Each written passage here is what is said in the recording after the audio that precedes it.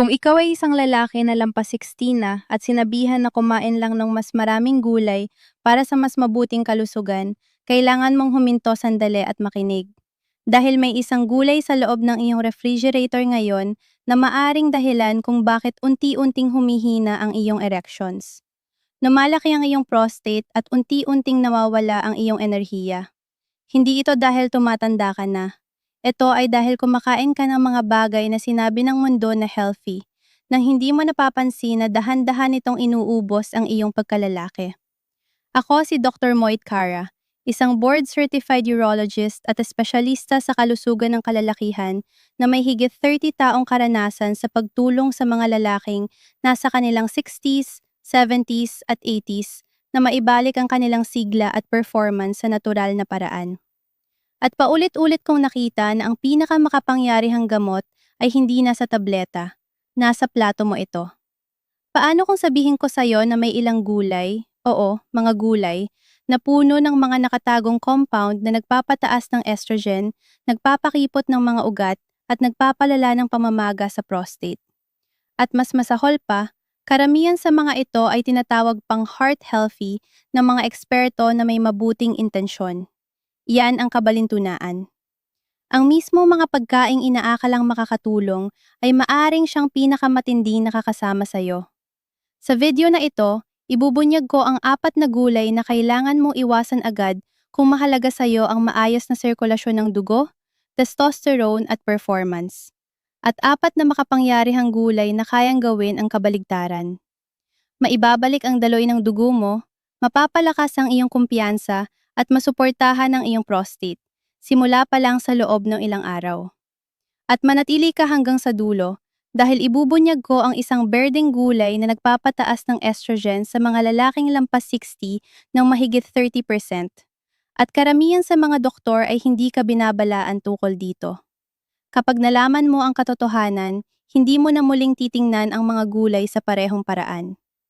Bago tayo sumisid sa mga katotohanang ito na talagang nakakagulat tungkol sa mga gulay na maaring tahimik na sumisira sa iyong kalusugan, siguraduhing pindutin ang subscribe button at i-on ang bell para hindi ka makaligtaan ng susunod pang video na ginawa para tulungan kang manatiling malakas, matalas, at may kumpiyansa kahit lampas 60 na.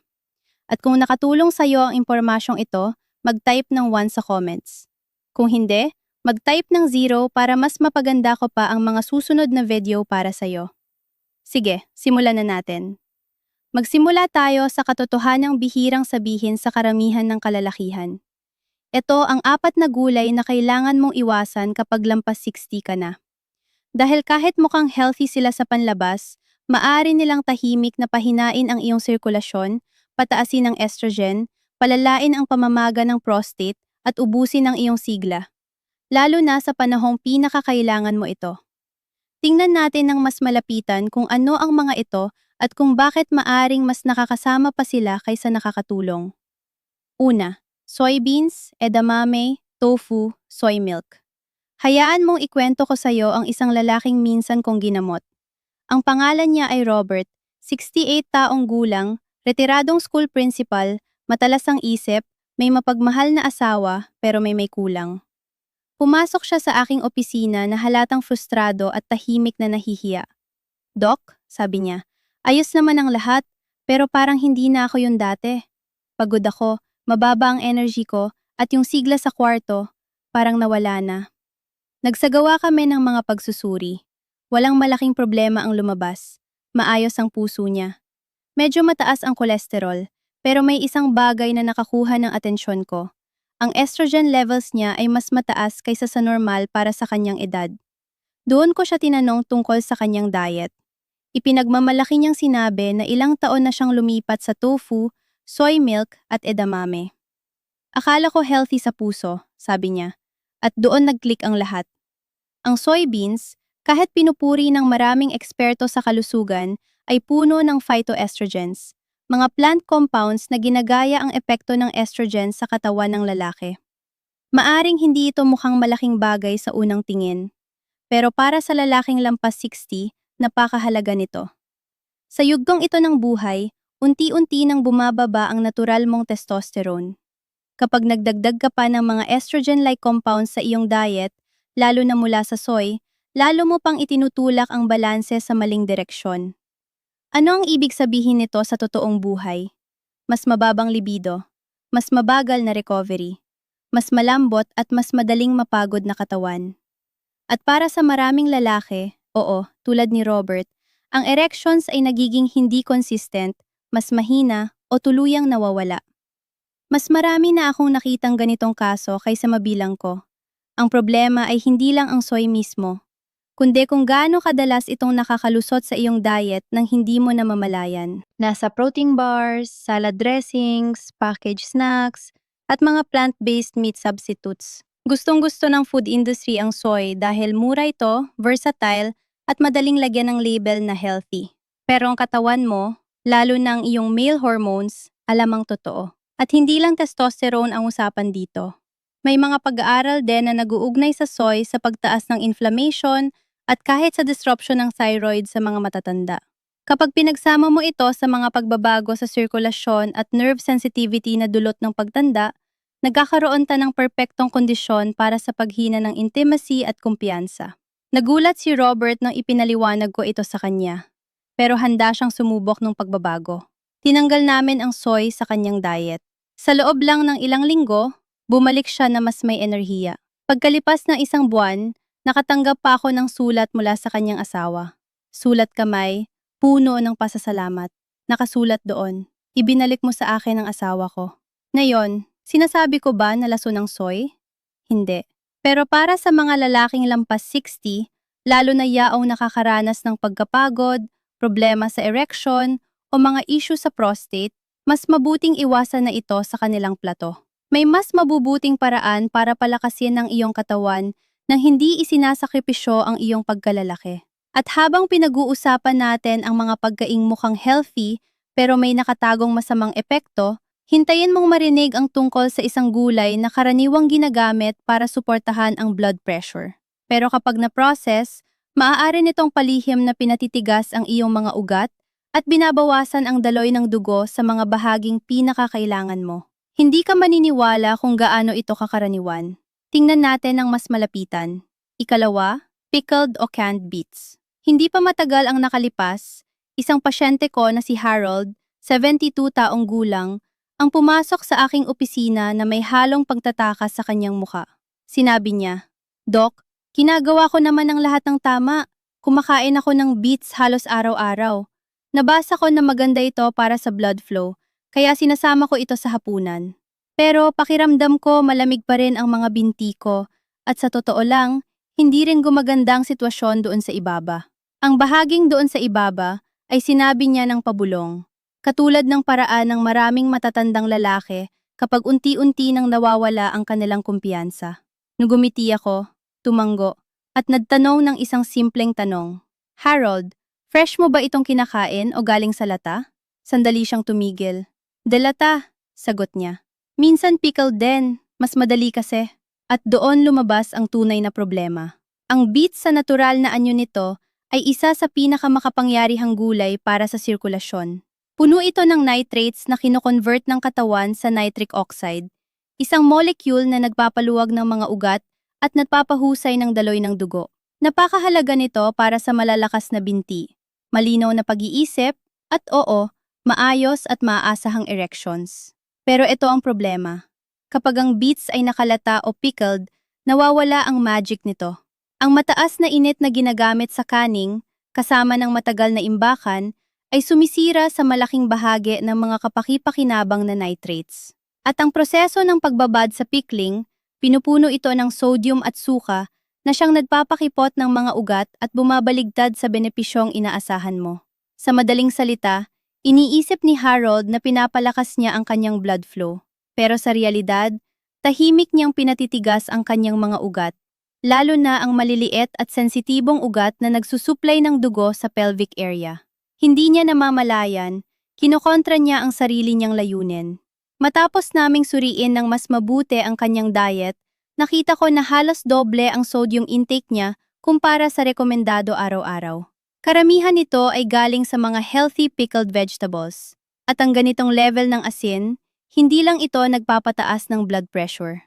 Maaari rin itong bawasan ang nitric oxide sa katawan na nagreresulta sa mahinang sirkulasyon at maaari pang mag-ambag sa erectile dysfunction sa matatandang lalaki.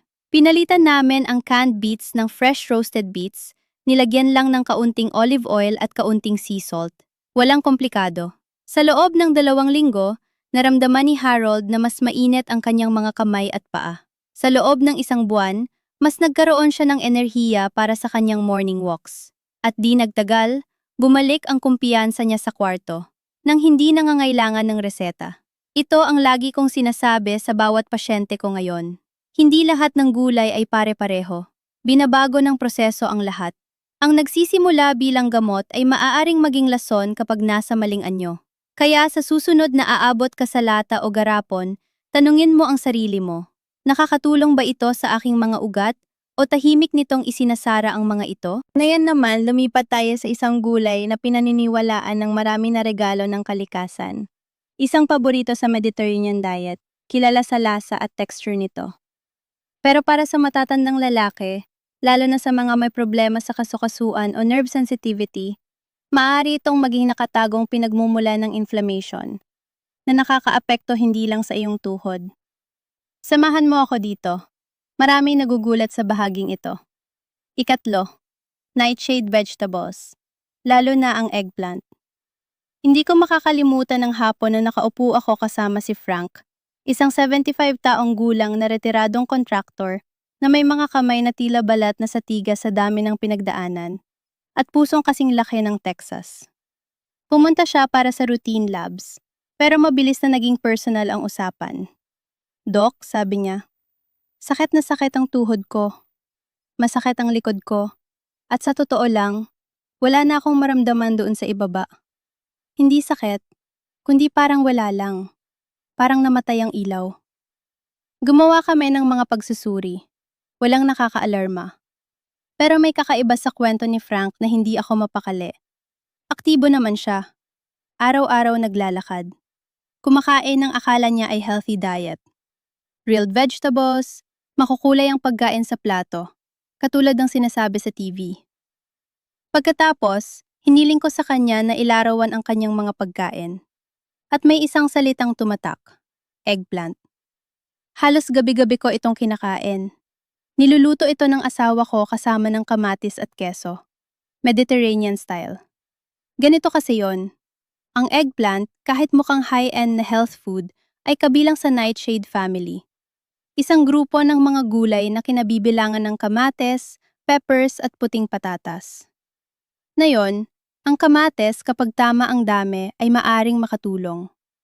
Pero ang eggplant para sa maraming matatanda, lalo na sa mga lalaki, maaring maging problema. Ang mga nightshade ay naglalaman ng natural compounds na tinatawag na alkaloids.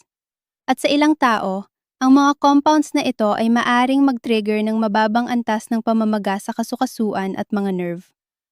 Maaring mukhang maliit na bagay yon, pero para sa taong meron ng age-related inflammation, para itong pagdagdag ng gasolina sa apoy. At sa mga lalaking tulad ni Frank na may bahagyang problema na sa sirkulasyon, ang epekto nito ay mas lalong paghina ng nerve sensitivity. Hindi lang sa tuhod, kundi pati na rin sa pelvic floor. Ang pakiramdam na yon na mapurol at parang walang buhay na kanyang inilarawan, hindi lang yon tungkol sa testosterone o daloy ng dugo. Tungkol na yon sa paghina ng nerve signaling. Isipin mo ang katawan mo parang isang electrical system. Kapag ang mga kable ay may pamamaga o kinakalawang, hindi makakarating ang signal kahit may kuryente pa. Yan ang maaring gawin ng alkaloids sa paglipas ng panahon. Nang alisin namin ang eggplant sa diet ni Frank at binawasan ang kanyang intake ng iba pang nightshades, may nagbago. Sa loob ng ilang linggo, nawala ang pamamanhid sa kanyang mga binti. Mas gumaan ang pakiramdam ng kanyang mga tuhod. At isang araw, bumalik siya na may ngiti.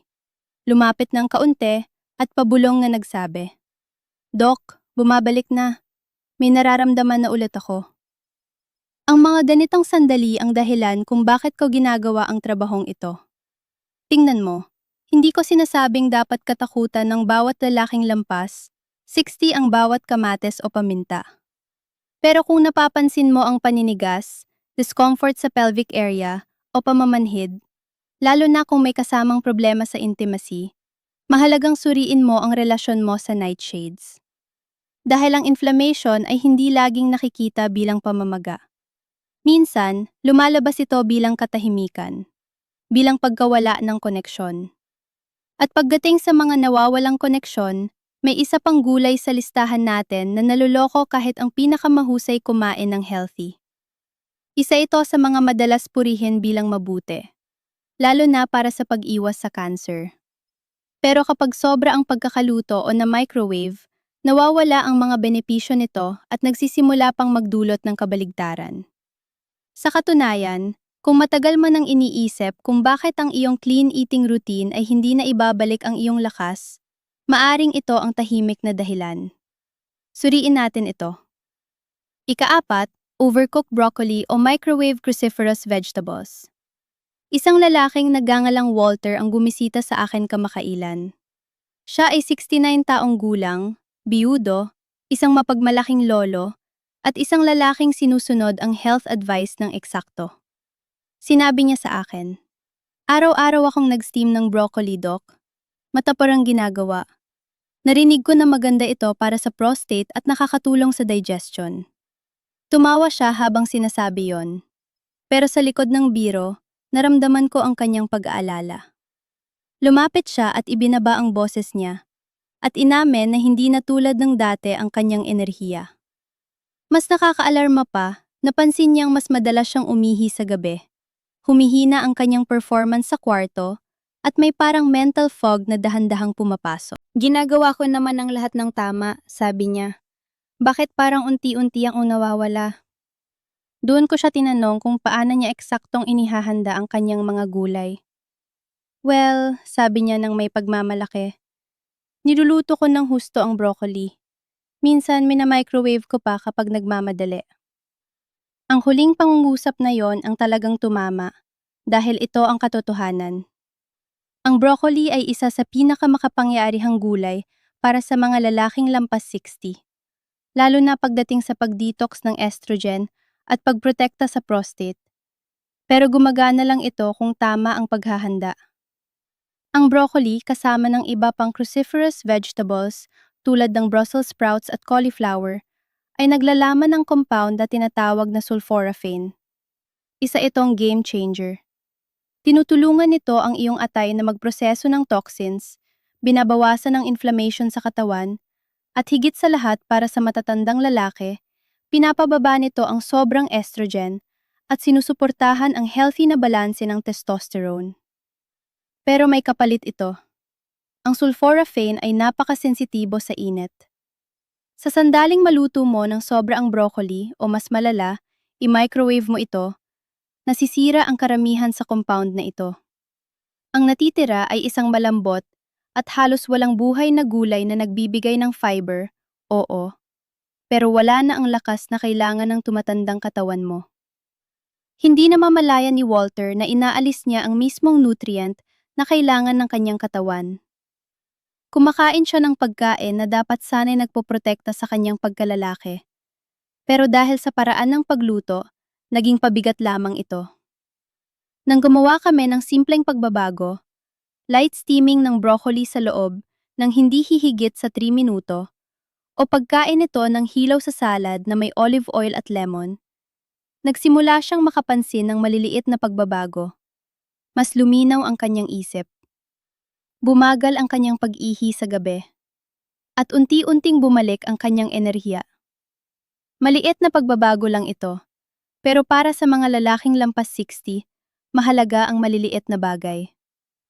Sa paglipas ng panahon, ang paulit-ulit na gawain ay maaring magpagaling o makasama. At nakakalungkot isipin na maraming lalaki ang naniniwalang tama ang kanilang ginagawa dahil sinabihan silang kumain ng mas maraming gulay, nang hindi nila nauunawaan na ang paraan ng paghahanda ng mga ito ang tunay na nagkakaiba. Kaya ito ang katotohanan. Ang sobrang pagluluto ng broccoli ay hindi lang nagpapawala ng lasa nito. Inaalis din ito sa iyong katawan ang isa sa pinakamakapangyarihang compound na nagpoprotekta sa prostate.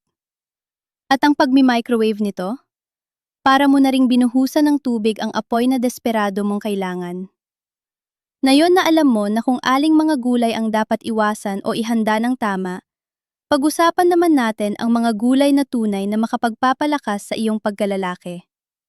Dahil kapag inilagay mo ang tamang pagkain sa iyong plato, mararamdaman mo ang pagbabago sa iyong enerhiya, kumpiyansa, at maging sa koneksyon mo sa iyong kapareha. Ano nga ba ang mga gulay na nagpapalakas ng performance? At paano kanila matutulungang makaramdam ng pagiging mas bata mula sa loob? Alamin natin. Una, arugula, ang rocket fuel para sa kwarto. May kakaibang ganda sa makita ang isang lalaking unti-unting bumabalik sa sigla. Nakita ko ito kay Tom, isang 71 taong gulang na dating Air Force mechanic na matagal nang hindi nakakaramdam ng lakas. Isang umaga, tahimik siyang nakaupo sa opisina ko at maya-maya ay nagsalita. "Doc, hindi ako naghahanap ng milagro. Gusto ko lang maramdaman ulit na lalaki ako, katulad ng dati." Pumanaw ang kanyang asawa 3 taon na ang nakalipas. Mula noon, sabi niya, parang nawala ang apoy sa kanyang katawan at pati sa kanyang kaluluwa. "Gusto ko pa ring mabuhay ng buo," bulong niya. "Hindi ko lang alam kung paano ulit makarating doon." Pinag-usapan namin ang kanyang lifestyle, mga iniinom na gamot, at diet. Wala namang kakaiba, hanggang sa banggitin niya ang kanyang mga pagkain. Kadalasan, puro mapuputla ang kulay ng kanyang kinakain. Tinapay, pasta, karne. Halos hindi siya kumakain ng mga gulay, lalo na yung mga talagang mahalaga. Doon ko siya ipinakilala sa isang tahimik pero makapangyarihang pagkain, ang arugula. Sa unang tingin, parang ordinaryong salad green lang ang arugula. Pero bilang isang doktor, masasabi ko sa'yo, malayo ito sa pagiging pangkaraniwan. Ang dahon na ito na may bahagyang anghang ay puno ng natural nitrates na kinoconvert ng katawan mo sa nitric oxide. At ang nitric oxide ang susi na nagbubukas sa iyong mga ugat. Pinaparelax nito ang mga ito, pinapaluwag, at hinahayaan ang dugo na malayang dumaloy, lalo na sa mga bahaging pinakamahalaga para sa performance ng isang lalaki. Hindi tulad ng synthetic na gamot na pinipilit ang daloy ng dugo at pensamang side effects, ang arugula ay gumagana kasabay ng natural na proseso ng katawan mo. Tinutulungan nito ang iyong mga ugat na gawin kung ano ang likas nilang tungkulin, ang mag-expand at magbigay ng sustansya, at mararamdaman mo ang pagkakaiba, hindi lang sa kwarto, kundi sa buong araw mo. Ang mas magandang daloy ng dugo ay nangangahulugan ng mas malinaw na pag-iisip, mas mainit na mga kamay at paa, at oo, mas malakas at mas consistent na erections. Nang magsimulang magdagdag si Tom ng arugula sa kanyang pagkain, kaunting dahon sa itlog niya tuwing umaga, isang maliit na salad sa hapunan, wala siyang masyadong inaasahan. Pero sa loob lang ng isang linggo, sinabi niya sa akin na may nagbago. Mas alerto siya. Hindi na mabigat ang pakiramdam ng kanyang mga binti. At isang umaga, nagising siya na may naramdaman siyang hindi niya naranasan sa loob ng halos 2 taon. Nugumiti siya sa akin, may luha sa kanyang mga mata, at sinabi, "Dok, gumagana ito. At hindi ko kinailangan ng asul na tableta." Yan ang tahimik na kapangyarihan ng arugula.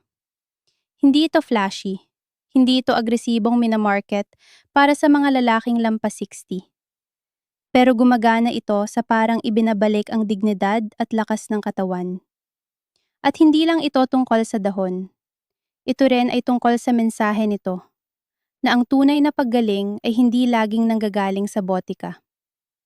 Minsan, tumutubo ito mula sa lupa, tahimik na naghihintay sa iyong plato, at handang ibalik ang mga bagay na unti-unting kinuha ng edad at stress. Pero ang arugula ay simula pa lamang. May isa pang gulay na may kahangahangang kapangyarihan. Isang gulay na madalas hindi pinapansin dahil medyo magulo itong ihanda. Pero kapag kinain ng sariwa, nagpapadaloy ito ng dugo sa buong katawan, nagpapalinaw ng enerhiya at tumutulong ibalik ang performance, minsan sa loob lang ng 12 oras. Tuklasin natin ito. Ikalawa, red beets. Fresh or roasted lamang. Kapag iniisip ko ang mga pinaka-underrated na pagkain para sa matatandang lalaki, laging pumapasok sa isip ko ang red beets. Meron akong naging pasyente na si Carl, 67 taong gulang, retiradong bumbero. Matatag sa labas pero may malambot na puso. Lumapit siya sa akin na may frustration. Hindi dahil sa sakit o matinding karamdaman, kundi dahil sa unti-unti at tuloy-tuloy na pagkawala ng isang bagay na hindi niya maipaliwanag. Mahal ko pa rin ang asawa ko, sabi niya. Pero wala na akong dating enerhiya. Hindi ko na nararamdaman na ako yung lalaking dati kong sarili. At sa totoo lang, pakiramdam ko napapansin na rin niya yon. Sinuri namin ang lahat. Tulog, stress, mga gamot. Pero paulit-ulit akong bumabalik sa isang bagay. Ang sirkulasyon. Madalas malamig ang kanyang mga binti tuwing umaga. Bumaba ang kanyang endurance.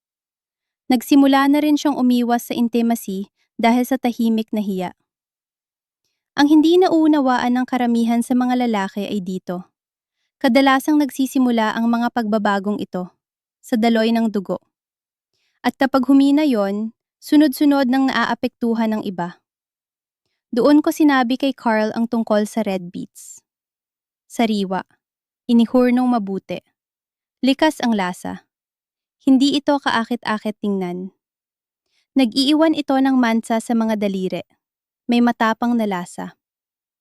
Pero sa loob nito, taglay nito ang isa sa pinakamakapangyarihang compound para sa pagbabalik ng daloy ng dugo sa tumatandang katawan, ang dietary nitrates. Ang mga nitrates na ito ay kino-convert sa nitric oxide, isang molecule na nagsasabi sa iyong mga ugat na magbukas, mag-relax, at pahintulutan ng oxygen-rich na dugo na malayang dumaloy sa katawan. Kasama na rito ang iyong mga binti, puso, utak, at oo, pati ang iyong ari. Ang beets ay parang natural na bersyon ng ipinapangako ng mga maliit na asul na tableta. Pero sa pagkakataong ito, ang katawan mo mismo ang gumagawa ng trabaho. Nagsimulang mag-roast si Carl ng beets sa oven ilang beses sa isang linggo. Kaunting olive oil, kaunting sea salt, at konting pasensya. Sa loob ng ilang araw, naramdaman niyang mas mainit ang kanyang katawan. Mas malayo ang kanyang nalalakad. Hindi na basta-basta lumilipad ang kanyang isip. Pero ang tunay na pagbabago ay dumating ng tahimik. Isang umaga, nakasandal siya sa exam room counter at sinabi, "Doc, nugumiti siya sa akin kagabi tulad ng dati. Yon ang pinakamahalaga sa akin." Madalas kong makita ang mga kwento tulad ng kay Carl. Tinutulungan ng beets na ibalik ang bahagi ng sarili ng maraming lalaki na akala nila ay tuluyan ng nawala. Hindi lang function, kundi dignidad. At dignidad, ito ay daloy ng dugo. Ito ay oxygen. Ito ay pagbabalik sa mga simpleng bagay na nagpaparamdam na buhay ka. Pero may isang mahalagang paalala. Dapat itong sariwa o roasted.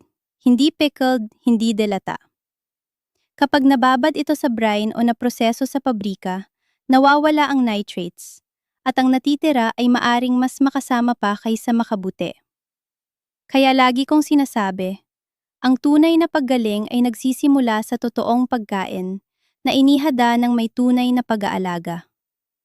Kung gusto mong maramdaman ang malinaw na pagbabago sa iyong sirkulasyon, pag-iisip at kesyon, magsimula ka sa fresh, bigyan mo lang ito ng 1 linggo. Mapapansin ito ng katawan mo, at malamang pati ng iyong kapareha. Pero hindi lang beets ang makapangyariang pagkain sa kusina mo. May isa pang gulay na pinoprotektahan ang isang mas malalim na bahagi ng iyong kalusugan, ang iyong prostate. Ito ay mapula, mayaman sa sustansya, at nagiging isang makapangyariang antioxidant sa sandaling ito ay maluto. Karamihan sa mga lalaki ay kinakain ito ng hilaw at tuluyang napapalampas ang tunay nitong benepisyo. Tuklasin natin ang tahimik na mandirigmang ito. Ikatlo, cooked tomatoes, ang tahimik na tagapang-alaga ng prostate. Naalala kong araw na pumasok si Richard sa aking opisina. Siya ay 74 taong gulang, may uban na ang buhok at maayos pa ring manamit, para ang salesman na dati niyang propesyon. Pero may bigat sa kanyang mga mata na mas malalim pa kaysa sa pisikal na discomfort. Hindi lang ito tungkol sa madalas na pag-ihi, sabi niya. Ito ay tungkol sa tuloy-tuloy na pag-aalala, sa pressure. Sa tuwing susubukan kong maging intimate sa asawa ko, alinman sa pagod ako, distracted, o nahihiya dahil hindi na gumagana ang dati. Sandali siyang tumigil, siya ka nagsabi ng bagay na hindi ko makalimutan. Gusto ko lang maging lalaki niya ulit, hindi pasyente. Ang nararanasan ni Richard ay karaniwan sa maraming lalaking lampas 60. Pressure sa prostate, hormonal imbalance, at unti-unting paghina ng performance na kumakain sa kumpiyansa. Pero ang hindi alam ng karamihan, may isang simpleng gulay na matagal ng tahimik na nagpoprotekta sa prostate. At kapag kinain sa tamang paraan, maaari nitong baguhin ang lahat. Ang gulay na iyon ay ang kamates. Pero may isang mahalagang detalye. Hindi ito tungkol sa pagkain nito ng hilaw. Ito ay tungkol sa pagluluto nito. Kapag ang kamatis ay niluto, naglalabas ito ng makapangyariang compound na tinatawag na lycopene, isang antioxidant na may natatanging kakayahan na tumarget sa prostate tissue, bawasan ang inflammation, at protektahan ng iyong mga cells laban sa pinsala. Ang lycopene ay hindi lang mabuti para sa puso. Isa ito sa iilang natural na nutrients na clinical na napatunayang nakakatulong sa pagbawas ng pang-anib ng paglaki ng prostate at maging sa pagbaba ng risk ng prostate cancer sa mga tumatandang lalaki. Pinayuhan ko si Richard na magsimula ng dahan-dahan. Magdagdag ng cooked tomato sa kanyang pagkain, homemade sauces, roasted tomato sa tinapay, o simpleng tomato soup na may olive oil at herbs. Ang susi? Laging isama ang healthy fat tulad ng olive oil dahil pinapataas nito ang absorption ng lycopene. Hindi kailangang maging komplikado. Kailangan lang maging tunay. Sa loob ng ilang linggo, napansin niya na nabawasan ng urgency sa gabi. Mas mahimbing na ang kanyang tulog. Unti-unting bumalik ang kanyang enerhiya. Pero ang pinaka-nagulat siya ay kung paano ito napansin ng kanyang asawa. Mumiti ka na ulit, sabi nito. Hindi ka na laging nakabantay sa pintuan ng banyo. Ang pagbabago na yon, maliit, tahimik, at tuloy-tuloy, ang naging simula ng pagbabalik niya bilang asawa, hindi lang bilang pasyente. Kaya ko ito tinatawag na silent prostate guardian. Hindi ito laman ng headlines. Wala itong instant na resulta.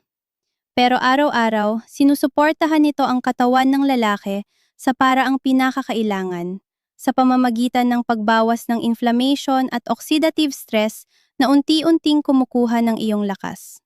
At tandaan, hindi ito tungkol sa pagiging perpekto. Hindi mo kailangang kumain ng napakaraming kamates. Kahit 2 hanggang 3 servings ng cooked tomato dishes kada linggo ay may malaking epekto sa paglipas ng panahon. Dagdagan mo ng bawang, basil at olive oil at mayroon ka ng pagkaing nakapagpapagaling na magpapasalamat ang iyong katawan. Pero habang pinoprotektahan ng kamatis ang prostate, may isa pang gulay na gumagana sa ibang paraan. Hindi lang nito sinusuportahan ang sirkulasyon o balanse ng hormones. Tinutulungan pa nitong palayain ang testosterone na natrap sa iyong katawan. Ito ang huling susi para maramdaman ng mga matatandang lalaki na tunay silang buhay muli. At maniwala ka man o hindi, matagal na itong tahimik na nasa loob ng iyong refrigerator. Pag-usapan natin ito. Ika-4, spinach, ang kaalyado ng testosterone. Isang beses, nakaupo ako kaharap si Leonard, isang 70 taong gulang na lalaki na may banayad at mahinahong paraan ng pagsasalita. Mahigit 40 taon na siyang kasal at mahal niya ang kanyang asawa. Pero inamin niya ang isang bagay na maraming lalaki ang natatakot sabihin. Mahal ko pa rin siya, mahina niyang sabi. Pero hindi ko na nararamdaman na lalaki ako.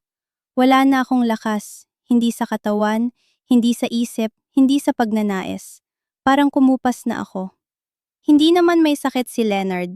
Hindi rin siya umiinom ng maraming gamot. Pero malinaw ang mga palatandaan. Mababang testosterone, kulang sa enerhiya, brain fog, mababang motivation, at distansya sa kanyang asawa na mas masakit pa kaysa sa ipinapakita niya.